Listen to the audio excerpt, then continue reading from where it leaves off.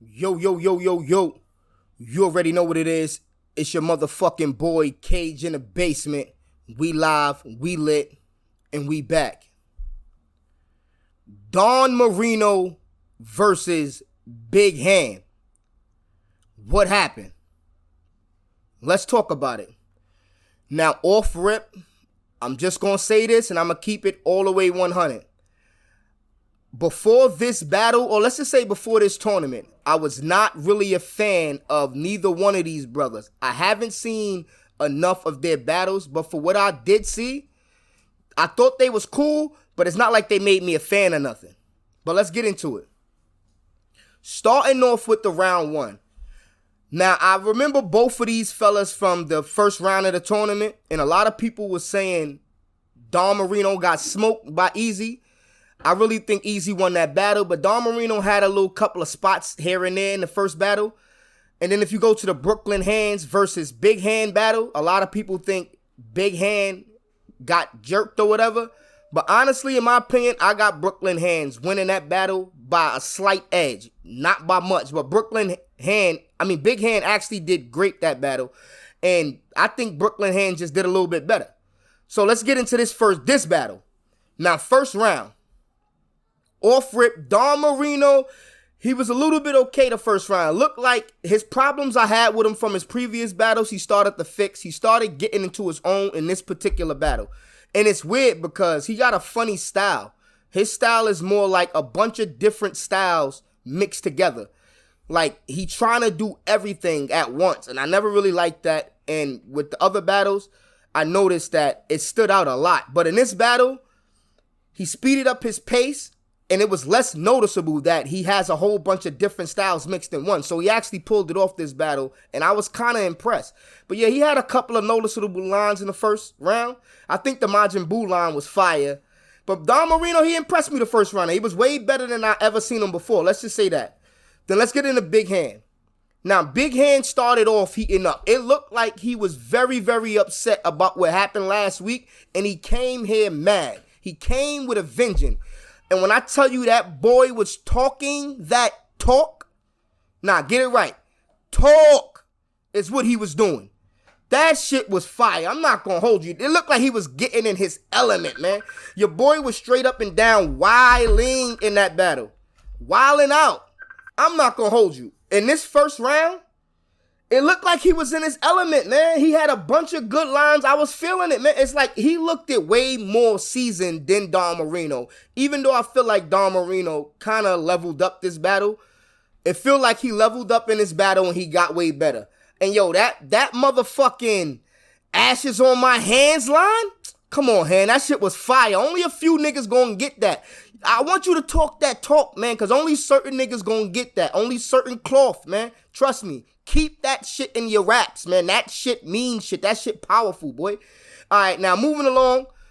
Second round. First round to me, fire. I kind of edged Big HANN in the first round. He just seemed way more in his element. The boy was aggressive. He was mad. He looked like he came to prove a point in the first round. And in my opinion, he definitely proved it.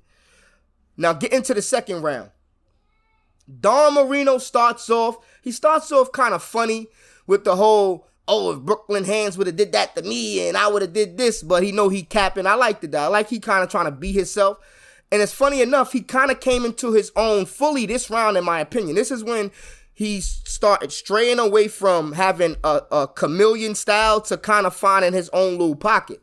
Because, for instance, that Mick Foley scheme, I think that was fire. Then he started cooking up with this rapid flow. That flow, that pattern right there, you might want to stick to that. That Mi Casa Su Casa line. Fire, man. Like I'm saying, I think he's better without a crowd because he caters to the crowd so much when he rapping. It's so fucking annoying that without a crowd and this faster pace, it's actually working in his favor. I don't know if he noticed it a lot. With less pauses, he's way more fire. I'm starting to get the hype about this kid now when I can see his bars without pauses. Then we get into that Addams Family line. That shit was crazy. I'm not gonna hold you. Then when he closed the round out with that spear in hand, get over here line, and the way he was performing up to that point, he really sealed the deal with that. That line was fire to me. I'm like, all right, he stepped up from his first round. Very impressive. Let's go. I like to see growth. Then we gonna start off with Hands. Again, Hands started off cooking. He started off with the mom's angle, like, yo, don't be using your moms in battle, that sucker shit or whatever. I like that little angle when he like, yo, basically telling them, don't bring your moms into this. You know what I mean? It don't got nothing to do with your moms and stuff like that. Then he starts cooking. Like, I like his performance. His performance started picking up. His goddamn Mexican flips was crazy. In the second round, his delivery seemed like he found a pocket to where he was comfortable. And the way he was performing, he definitely looked real good up there. It looked dope. I ain't gonna hold you. That shit looked fire. Then he had that whole, I walk off smoother than your slick back line. That shit was funny as hell. To me, this was the best round of the battle. Like, if I take round 2, I think this is probably the best round of the battle. Probably their best material. And they both executed. I think they both did what they was trying to do in this round. But low key though, I might be edging Don Marino. Yeah, I said Dan Marino. I might be edging Don Marino in the second round, man, slightly. I just feel like that get over here line was a little bit crazy. Like, that shit gave him a little bit of the edge. All right, but cool. Getting into round 3. Don Marino started off cool. In my opinion, he started off cool. He had a little slip up. I think it wasn't a minor slip up. It was an actual slip up. It wasn't large. It wasn't small. It was a fucking slip up, and I'm calling it a slip up. But then it was during a fire scheme too. Then he started picking back up steam. Then he started stumbling. But after the stumbles in toward the middle of his round, he started really heating up. I like that shit. His struggle angle was fire. He kind of switched from the Mexican struggle and kind of did a funny struggle angle. That shit was fire. I like the way he delivered it. It was cool. It was hitting. It obviously was shaking the room, even though the room not even supposed to be shaking. It was cool. I like what he was doing in the third a lot. Then you got Hand steps up. Now, Hand started off smooth, kind of with a slow pace. I like that. He was warming up. Then he started performing. Like, the boy performance stepped up a lot. Like, if you look at round 1, 2 to 3, he got way more comfortable. His performance got better. His delivery got better. His bars, I'm not going to say his bars got that much better from his first round, but they were still solid. All 3 rounds, Hands was straight solid. That's what I like. And he was focused enough to stay in that element, stay in that pocket, and actually step it up a little bit with the performance and the delivery in the third round. Because that game glitching line was fire. It was not too much of what he said, but how he did it and reenacted that shit was kind of cool. I like that. He didn't have no stumbles, and he looked mad, man. He looked like he had a point to prove, and I like that. I like when battle rappers show that they care. Like, it's not like y'all gotta be spazzing on the media and saying, fuck out of here, niggas gonna respect my shit. Nah, not even that.